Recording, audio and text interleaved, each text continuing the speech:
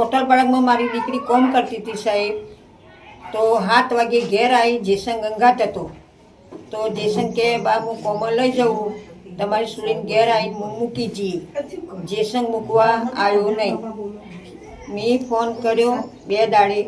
તો જેસંગ કે તમારી સોળી મારા અંગાત ઝઘડો કરીને નીકળી જઈએ અને જીપમાં ચોકડી પરથી બેસી જઈએ. તો હું કોઈ ચોકડી પરથી બેસી જઈ તારે મને ઘેર જોણ કરવા આવવું પડે ને. તો જેસંગ આવ્યો નહીં. તો જેસંગ 2-3 દાડે પછી મારા ઘર આગળ ચક્કર માર્યું.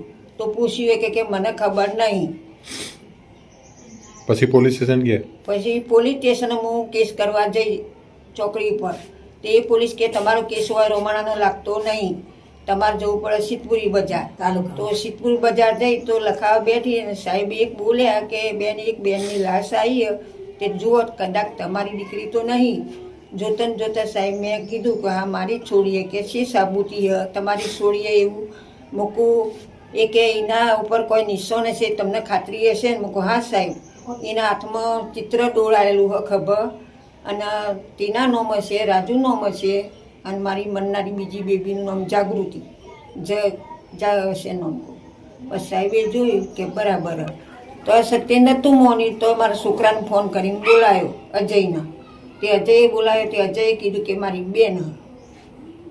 પોલીસ ફરિયાદ નોંધાઈ છે કેમ? પોલીસે ફરિયાદ નોંધી કે કેમ? ફરિયાદ નોંધી કે કેમ નોંધી કે નહીં નોંધી? આકાશમાન કેસ થયો સાહેબ એવું કે